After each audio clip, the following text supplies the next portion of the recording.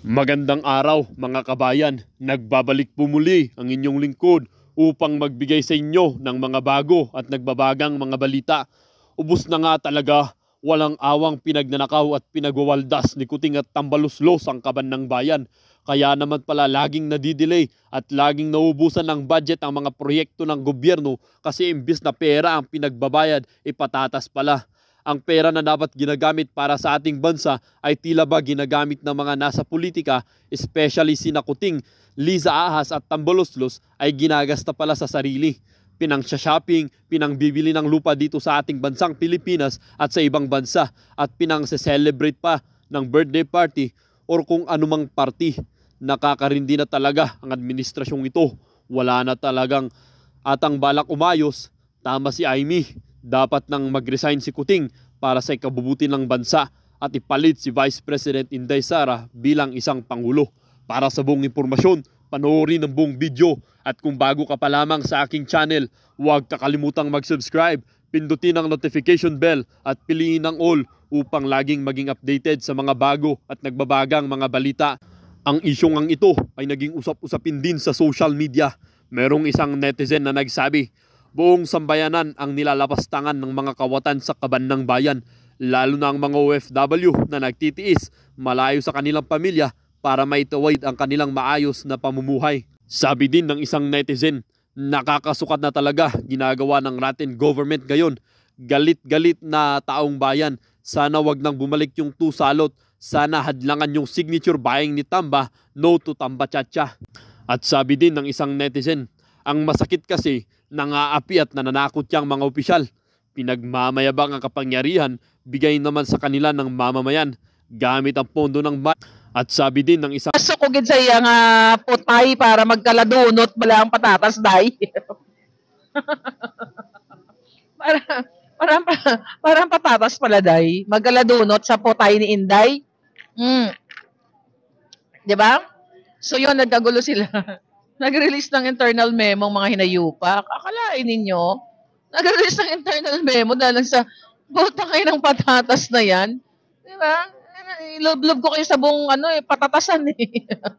Pwede nyo naman ibigay sa lahat. Well, what do you expect with this selfish and evil people, di ba? Hindi lang inis palangga, galit na galit ako sa kanya. Galit na galit ka palangga. So grabe ka.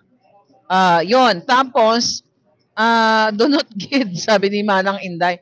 Oo, Day. Sabi mo, pinagdamot ang patatas sa mga alpot patotot. Kulot-kulot ang sabot. Cheers tayo. Cheers tayo palangga. Mango margarita, my favorite. Yeah, Don Rolando, di ba, may sinabi ako sa yung business na bubuksan. So, actually, close deal na. And I'll be bonggang-bongga. So, wish me luck, mga palangga, para naman kumita ako ng additional pera dito sa Santa Barbara. Ang yaman ng community na ito. Nandito si Meghan Markle, kapitbahay kami ngayon. Hindi, which is kapitbahay talaga kami. Hello, punta ako siya mamaya. Charing. Diba? Si Prince Harry, nasa Montecito lang sila. So, yun. I-release ko yung mga video-video ko pag ganun. Marami akong video-video. Alam mo yun? Hoy, hindi na kita. Kalahati na yung mukha ko. Oh, ayan. Yeah. So, adik na ako sa vlog mo ni. Siling ni Francis ba na? Adik ka palang. Salamat ka. Yun to. Bawa na adik sa baba. Ako babaan. Gid ko no. Di ba? Babaan gid si Inday Maharlika. Kaya gid galit na galit tong ahas na to eh. Anyway, my first time to comment. Batiin mo naman ako, fellow Ilonggo, Orlando, Busayong. Ay, Orlando, kumusta ka na diin ka to? Kaunta. So, yeah. The point here, mga kababayan, kahit anong gawin ng Malacanang, ng ahas, kakapigil sa bunganga ko. Di ba? Kahit sino ba yung utusan nilang bayaran o whoever, di ba? Kahit anong kapipigil ka kasi shutdown nila ng Facebook, hindi naman na mabubura yung nakatatak na Maharlika na sumuporta sa kanila at pinagmumura na sila ngayon dahil sa kahayupan nila. Yes, maganda talaga aking background palangga. Ayan, oh, may paapoy. May paapoy sila today. At yung aking outfit, very comfy. Ano, kung sa araw to, oh my God. Susot ko to ulit bukas. No? Hindi, very comfortable kasi malamig dito. Mm. Yeah, so, sa mga Santa Barbara, magkakapit bahay na tayo. Yeah, actually pinuntahan ko na yung mga properties ko na binili ko. Mga properties ko na binili ko, yung mga dagat na binili ko. Onyeta, hindi ko kayang languyin lahat. Hmm. So, napag-alaman natin na sobrang taranta na talaga si Lisa Ahas.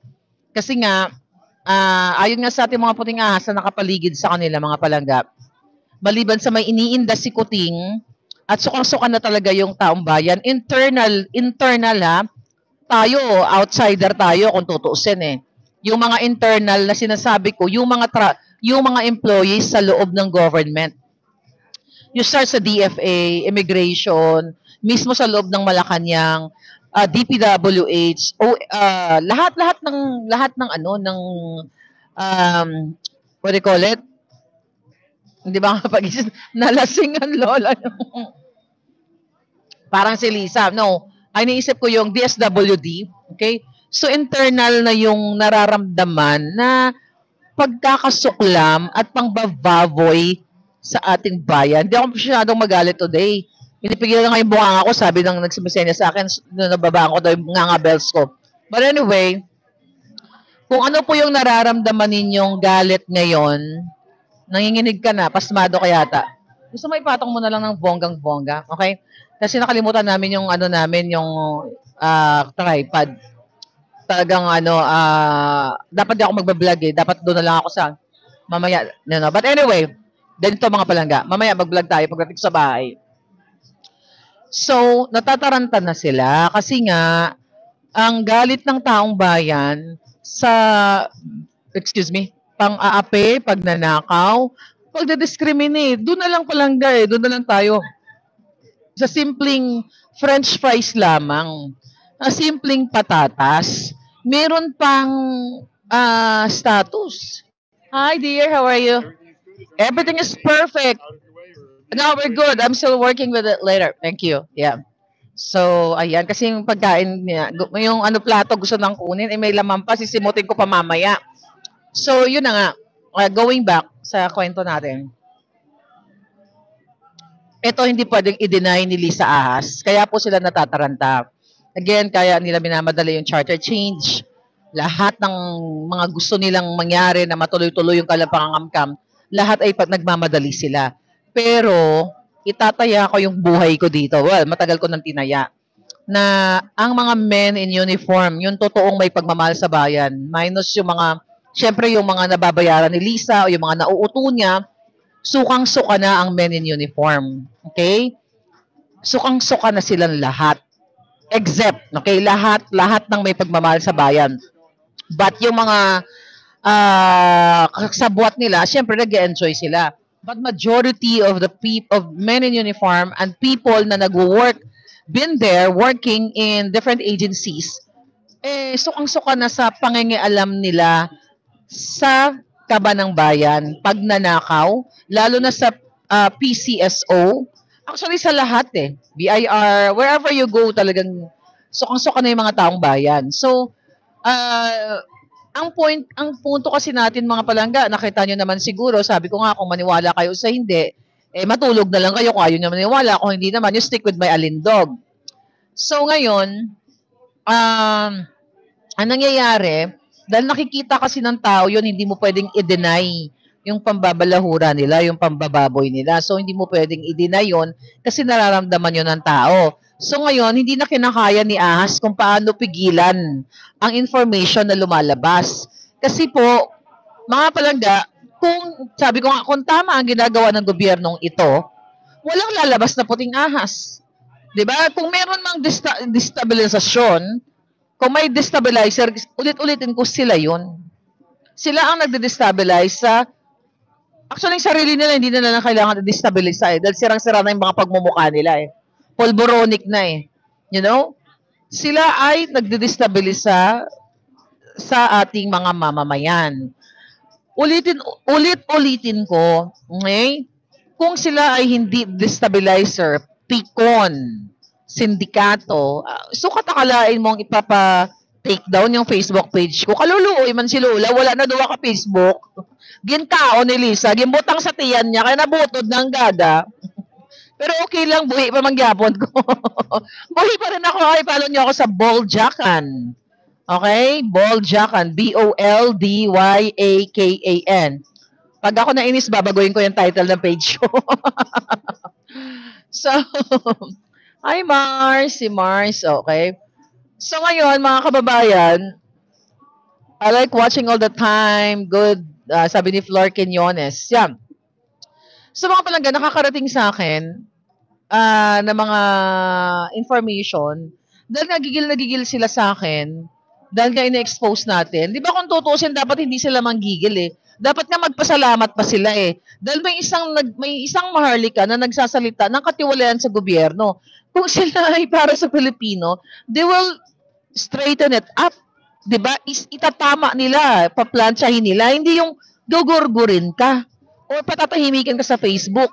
Di ba kaya nga tayo mayroong malayang pamamahayag para may batas tayo na may karapatan ng bawat isa na mag-air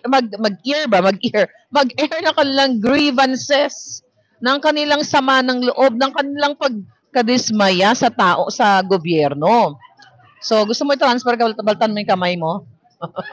So, di ba, may human ako dito, human tripod. So, ngayon, mga kababayan, hindi ba dapat magpasalamat kayo sa isang maharlika na pag sinabi ko sa inyo na, oy, mga Jotang Ginemes ka, kuting, yung inappoint mo na si Ana Corda ay, ayon sa ating puting ahas, ay protector. Eh, paano nga naman suswetohin ni Kuting kung kasabwat din siya, di ba?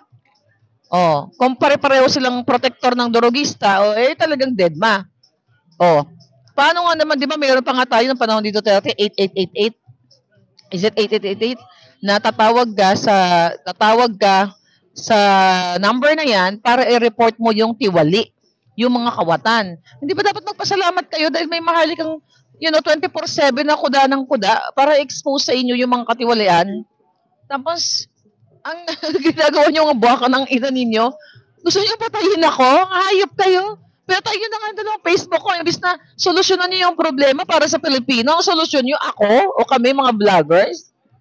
Tapos di pa kayo nakontento, nagbayad pa kayo ng mga pangit na pangit, di ba? Parang pangit-pangit ng mga, ang jongit-jongit na mga kakampi nyo. Sabi ko, what do you expect? Kung si Lisa Ahas ay naliligo sa Lamawan everyday, di ba? Talagang wa-effect sa kanya yung mga sabon-sabon na yan. Mga papabango, Lisa, wa-effect sa'yo kahit kuskusin mo yung baladay. Ang imo baladay, Lisa, ang imo baladay putay, daw iro nga kagiron. Okay, para nakita ko yung potay niya, no? ang mukha niya parang kinagid na iro. Oh, kamaoman ka mo sa iro to. So yun lang yun, mga kababayan. So, what's the point? Di ba sabi ko, pag may nalaman kayong katiwalian, i-report lamang sa ating bayan, Tapos si Maharlika, 24/7 nagre-report. Putang ina, dead ba kayo mga ginayupak kayo? Nagre-report na nga ako eh. Dapat nga may reward money ako eh. Kaching-kaching.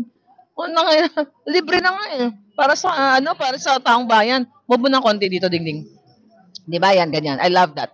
So, you open your brain cells, mga palangga. I know, your brain cells, di ba? Open na. Si Ma'am Rebecca Ugato, ay palangga. Yeah, daw iro, bala nga nagalaway-laway baladay. Walang maingay. Oh, sige, maingay daw yung bunganga ako dito. Baka ma-report ako sa police at matuwa si Lisa. Matamang baka ng Genemes. Anyway, ay, naku, ang sarap talaga jampuguli ng mga mga hinayufa. Di ba? Sabi mo nga itsura, bala Lisa, baladay. Bisan, Inday Lisa, kahit na, di nakaintindi ng Ilonggo yan eh. Kasi Lisa, naalala mo yung kwento mo sa amin nung nasa HQ ako, nagkukwento siya, nagbibida-bidaan siya during that time, dahil siguro budol na budol pa ako, natawa pa ako.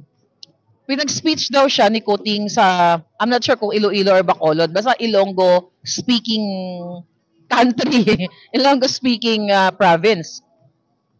Ngayon, may hawak siyang speech. Nalala mo to, Lisa, total nanonood ka, stalker ka eh.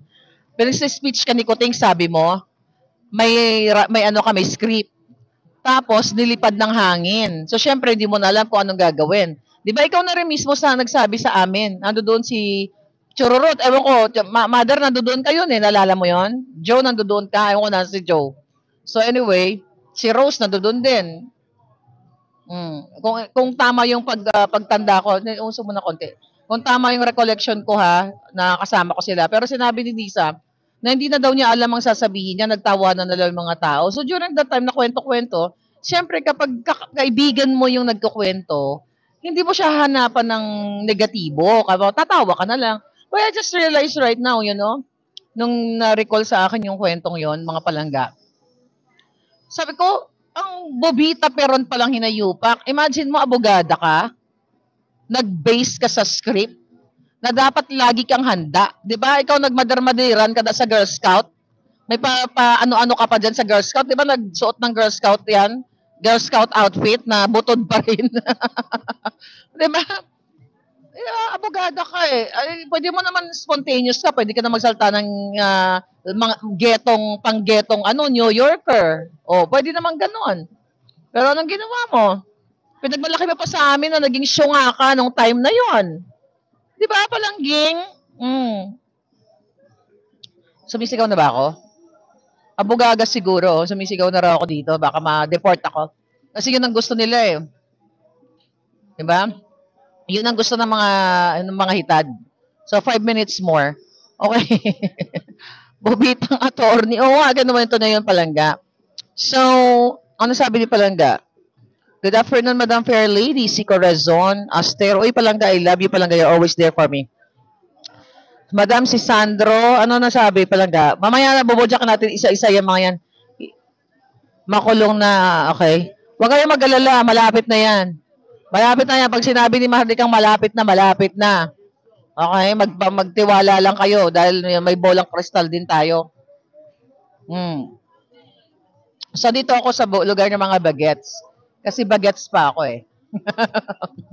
Lolang bagets, hello. Ayan, daming pila oh. Huwag mo na ipakita. Baka makakitaan mo yung jowa ko doon nakapila.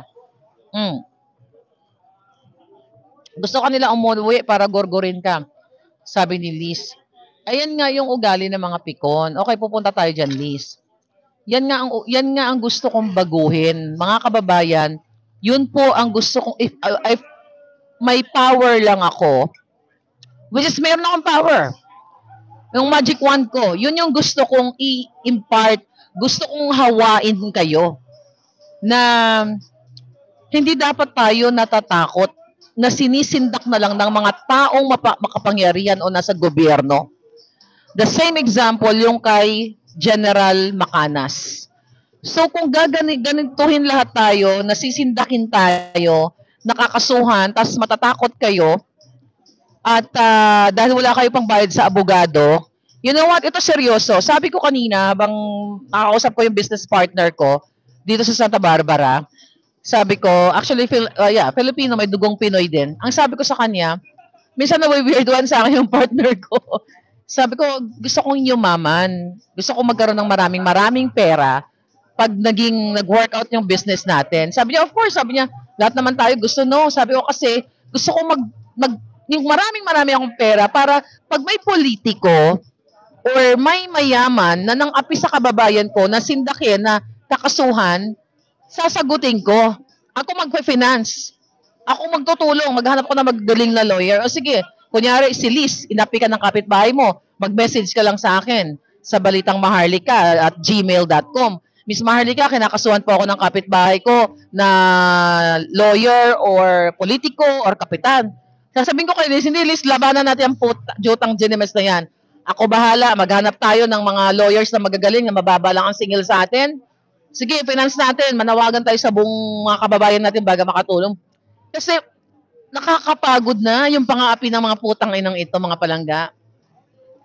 Especially ang nang-aapi yung mga tao sa gobyerno. Yeah, lagi kong iniisip yon na, kasi doing this business, I will reveal it later. Doing this business, actually, I don't need to do this eh. Sinabi ko rin sa mga Junakis ko, sabi ko, kahit na sobrang busy na ako, gagawin ko to para sa inyo at para makatulong pa ako ng bonggang-bongga sa mga taong inaapi. Hindi ko kailangan magnakaw sa politika, sa pera ng bayan. I will make money here, palangga. I will make money here in the States. Diba? Nakatingin na si Dodong sa atin. Kasi gusto niyang ligpitin yan eh. Pwede mo na gawin palig. Ay no, may avocado pa yan. I will eat that. I'll finish that later.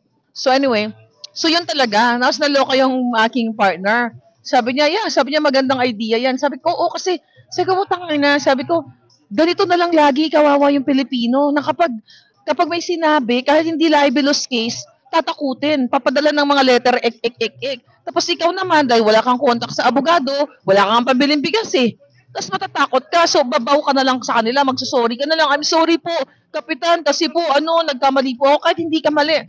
So gusto ko magtayo ako ng isang, I don't know what you call that, foundation, isang institution, na kapag inapi kayo, mag-i-email lang kayo sa akin, ma'am, kinasuhan po ako, and I will support you, babakapan ko kayo. Dahil syempre mayaman ako, di ba?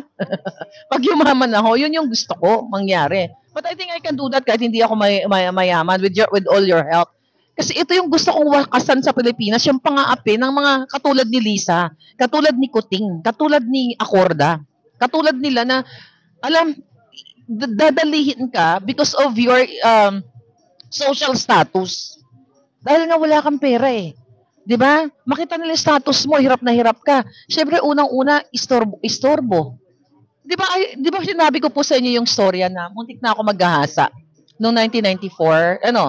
No, that was not 1994, 92. 18 years old yata ako noon. Basta 17, 18. Nakwento ko na 'yon sa mga follower ko. Na kinaso namin, okay, nung una, paano ba doon? Yeah, nag-file kami ng case. Kasi ito yung mga sinasabi ko, pinanggalingan ko to, na experience ako to palangga. 'Di ba yung nag-work ako sa food chain, kinuwento ko sa inyo na isang umaga, ganyan lang. Okay, so isang umaga, papasok ako sa trabaho, meron, yun pala yung mga uso, mga Mernad Jones, yung mga ginagahasa ginagahasa at tinitegi sa mall, naalala nyo, yung panahon na yun, na hinila ako, then, hindi ako sumama, nagwala ako, di ba? Pinagsasapak ko yung nanghila, yung abductor ko, nagwala ako ng bonggang-bongga. Actually, ang witness ngayon, kaharap ko eh. Yeah, true, na-witness niya. Imagine for so many years, yung boss ko, na-witness niya yun. Hindi mo pala na-witness. No, hindi niya na-witness kasi, hindi mo na-witness kasi wala ka nun. Ang kwento nun, ako nga lang mag-isa kasi kung na-witness mo, di nasapak mo yun. Ang nangyari doon, after 2 weeks, nakita ko sa mall, sa SM City, dyan sa Project 6. So, sa North EDSA. Nung after 2 weeks, nakita ko yung abductor ko, nireport namin sa security muna. Sa security ng mall. Then, tumawag tayo sa Baler Station, right? So, sa police, doon tumawag kami sa Baler Station, tapos pinadampot namin ng bonggang-bongga, di ba? Di ba? Ganun kalupit yung samahan namin ng boss ko. So, anyway, ayun na nga palangga, nag-file kami ng case, but I was really, really young that time, at wala nga kaming pera, kaya kinukwento ko sa inyo, hindi namin natuloy yung case. Kasi unang-una, everybody's busy, kasi kung hindi magtatrabaho ang magulang ko, hindi kami makakain. So parang sabi namin na magpamilya, wala tayong pera, hindi tayo makalaban, hindi ka naman napahamak, at least ipagtanggol, at my age, ipagtanggol ko yung sarili ko dahil. So anyway, hindi na po natuloy yung kaso. Kasi financially, we don't have money. Wala kang makalapang eh. Di ba? So yun yung gusto kong mangyari kasi na-experience ko yun. At yung taong nag-abduct sa akin, di ba kinuwento ko sa inyo na nakita ko may mga kasama siya na may mga gintong malalaki dito na mga sindikato talaga. At tinanong niya ako, di ba, na magkano ang gusto mo? Di ba? Tinanong niya ako magkano ang gusto ko pa to drop the case. Pero at first, hindi namin dinrop yung case. It just so happened that we don't have money anymore. Parusa sa lahat. Pumupunta kami kasi bata nga ako eh. Wala pa akong 18 pala nun. So, yun know, pumupunta yung sister ko ba o nanay ko. So, yun yung nakita ko na pag wala kang pera sa Pilipinas palangga, binibili yung ano mo, binibili yung pagkatao mo at hindi lang niyuyurakan yung pagkatao mo. Ito yung aking crusade na ayoko mangyari sa inyo. Ayoko mangyari sa na tatakutin na lang kayo katulad ni General Macanas. You know what I mean? Yeah, we're doing good. Yeah, thank you. Yeah. So, yun yung gusto kong mangyari na hindi dapat tayo inaapi ng mga putang inang mga nasa Kongreso, sa Senado, lalo nang nasa Malacanang. Kasi ang ginagastos nila pera natin, okay? So wala lang, naka-ginom-ginom na ako. Actually, marami pa ako maikwento tungkol sa mga nakaraan na pangapi sa akin. Pero talagang nag-superwoman, nag-wonder woman talaga ako nung bata ako. Nananapak talagang lola ninyo kapag naaapi. But yeah, I think that's about it for now, okay? Kawawa talaga yung walang pera, sabi ni Glenn Russell. Yun yung gusto kong, one day, sabi ko, pag sobrang dami na akong pera, yung magsabi lang kayo, Miss Marlica, kinasuhan po ako ni Kapitan, ni ganito, ni ganyan. Tapos hingi kayo ng tulong sa akin, then I can help you. That's the best thing na gusto kong gawin sa buhay. Sa napanood niyong video mga kabayan, ano naman po ang inyong mga opinion? Ang ating comment section ay bukas para sa inyong mga komento at reaksyon. Huwag kakalimutan, do not let your thoughts left unspoken. As citizen of this country, your opinions matter. Huwag pong mahihiyang magbigay ng inyong mga saloobin, mga kabayan. At syempre, huwag niyo din pong kakalimutan i-share ang video ito upang inyong mga kaibigan at kapamilya ay maging aware din sa kung anong nangyayari sa ating bansa. Huwag din kakalimutang mag-iwan ng like. Hanggang sa muli!